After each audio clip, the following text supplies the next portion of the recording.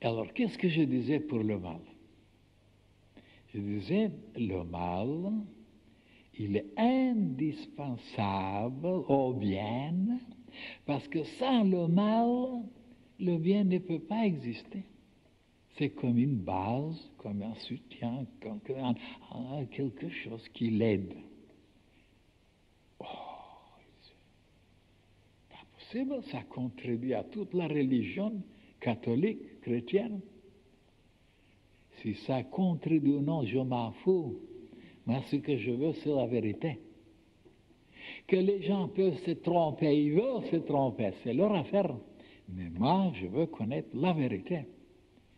Et là, je prends un fruit, un fruit. Ou n'importe quoi, vous mangez. Vous recevez la vie, des forces, des énergies, des matériaux pour construire votre corps, et vous rejetez certaines choses. Et pourquoi vous les rejetez? Ah, parce que c'est du mal, ça fait du mal, ça empoisonne, ça bouche les choses. Oh, donc l'organisme a trouvé qu'il y avait quelque chose à rejeter. C'est ça le mal. Et pourquoi il était là, enfoncé dans le bien? Mais les gens, vous voyez, ils ne réfléchissent pas. Oh là là, donc, je vous prouverai que le mal se trouve dans le bien. Dès que vous commencerez à faire le bien, déjà le mal, il est dedans. Et si vous n'êtes pas intelligent, comment neutraliser, comment ceci, comment, vous êtes foutu. Oui. Et pourquoi les gens, ils ont tiré une phrase stupide? Faites du bien pour recevoir le mal, ils disent. C'est pas vrai ça. C'est vrai en apparence. Allons-y maintenant plus loin. Alors, prenez maintenant dans le passé. Alors, pour les gens ordinaires, pour les gens faibles, primitifs, qu'est-ce que c'était le mal? Tout ce qui pouvait les troubler, qui pouvait les déranger, qui pouvait les perturber, qui pouvait les foudrer, comme les tempêtes par exemple, et le vent, et les cascades, et les rivières, les inondations, et la foudre, et ainsi de suite, et les moustiques, et les serpents, tout ce qui pouvait les déranger, c'était le mal. Et il tâchait de vaincre, de se débarrasser, de tuer. Et c'est comme ça que ça continuait jusqu'à quand il y a des gens intelligents, ils sont apparus, ils tâchaient, au lieu de démolir, de détruire, de tuer, de saccager le mal, de l'utiliser.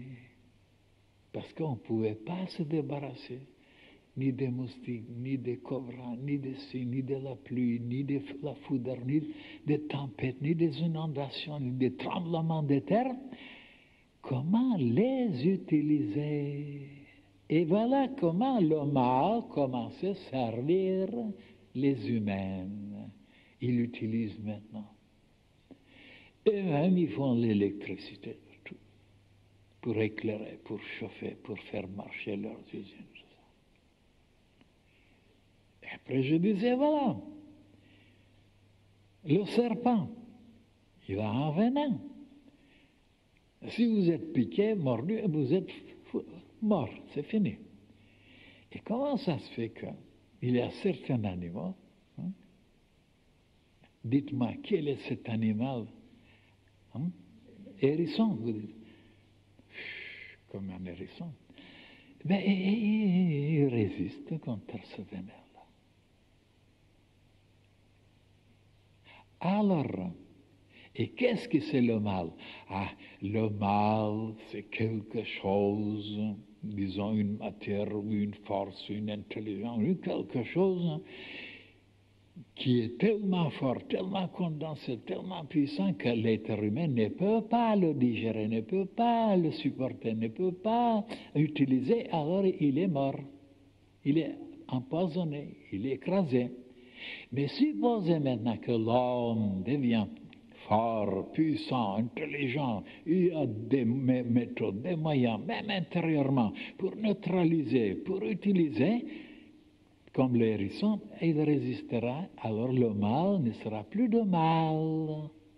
Et pourquoi le mal existe? Parce que nous sommes faibles, nous sommes chétifs, nous sommes stupides, nous sommes pas intelligents. C'est pourquoi le mal existe comme une force formidable. Et quand elle sera utile?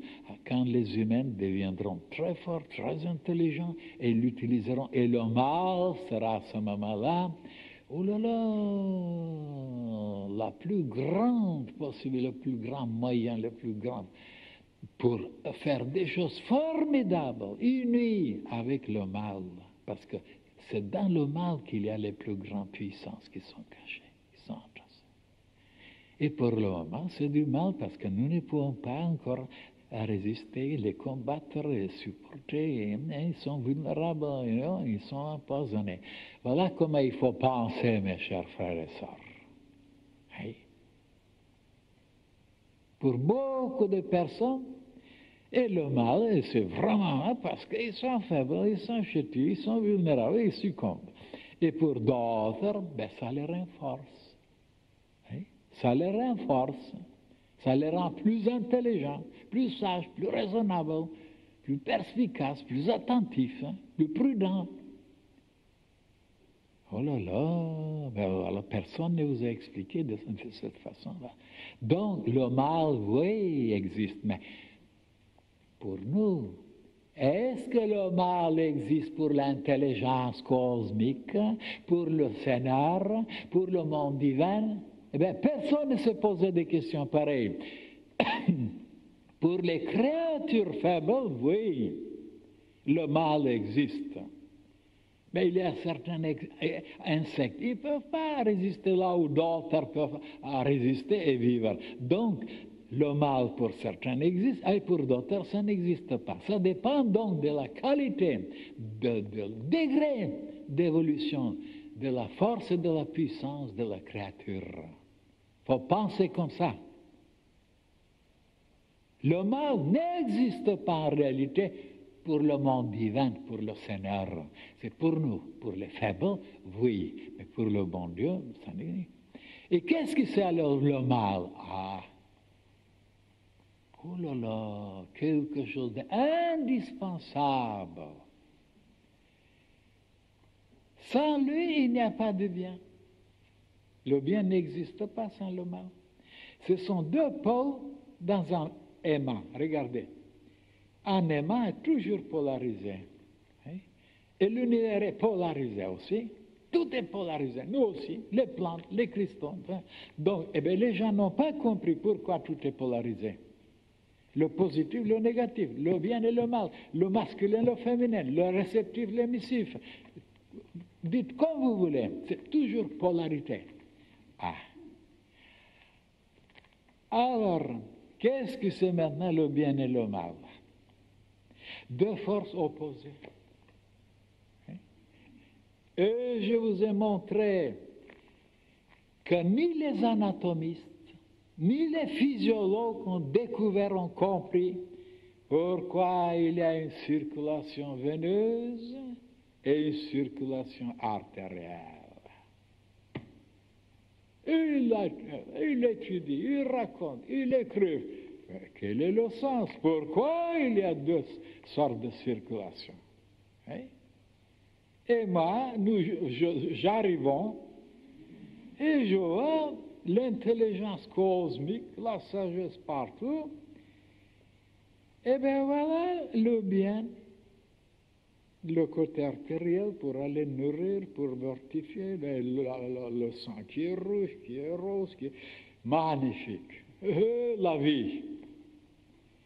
Et oui, mais quand tu c'est déposé, c'est brûlé, alors il y a des déchets, il y a quelque chose de terne, de bleu, de noir, alors empoisonnant.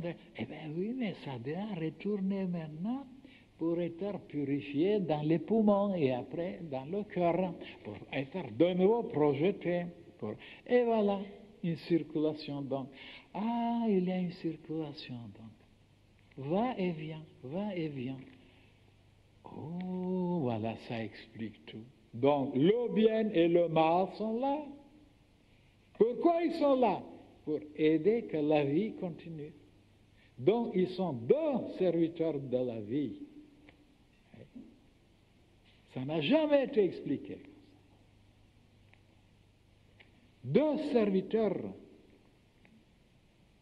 Alors, si le mal, regardez, tant qu'il n'y a pas une rencontre entre la circulation artérielle et veineuse, qu'on appelle la maladie bleue, l'homme est vivant. Cette rencontre, il est mort. Donc le bien et le mal doivent fonctionner, mais ils ne doivent pas se rencontrer. Voilà le bien. Vous marchez à droite avec les voitures. Et le mal, c'est les autres qui viennent à côté. Et pour eux, c'est vous le mal, parce que vous êtes de l'autre côté. Et si vous rencontrez, vous vous tamponnez. Voilà le vrai mal, la mort. Ce n'est pas encore un mal, parce que peut-être c'est du bien. Quelques gangsters qui disparaissent. Alors donc, deux circulations. Et on le voit et on ne l'a jamais compris. Pourquoi il y a deux circulations? Mais celui qui est habitué en France, il ne faut pas aller aux Indes ou en Angleterre. Il faut tout d'abord s'habituer à circuler autrement. Hop! Parce que là, c'est tout le contraire. La circulation, au lieu de marcher à droite, c'est à gauche. Est-ce que c'est vrai? Il n'y a pas d'anglais pour dire oui. Mais ils vont venir et je leur poserai la question. Alors, mes chers frères et sœurs, donc la circulation explique beaucoup les choses. Attendez maintenant encore une troisième image. Il y avait dans les villages, il y a souvent des gens qui doivent, par exemple, ou pour moudre le blé, il y a certains qui poussent quelque chose, un roue, à droite et les autres à gauche. Eh bien, ils sont opposés, ces deux-là. Voilà le bien et le mal, ils sont opposés. Et oui, mais ils sont placés dans un cercle. Et grâce à ça, à cette opposition, il arrive à moudre le blé ou tirer de l'eau. Si vous les voyez horizontalement, mais ils se contredisent, opposés. Mais si vous les voyez en haut, vous voyez qu'ils se suivent. Certes. Voilà le malheur des malheurs, que le monde entier a appris à voir les choses seulement horizontalement. Ça veut dire matériellement, physiquement, économiquement. Et ils se tromperont éternellement. Et les initiés ne regardent pas comme eux, ils regardent d'en haut, d'un point de vue solaire, et non terrestre. Et qu'est-ce qu'ils voient? C'est la Terre qui tourne, ce n'est pas le Soleil.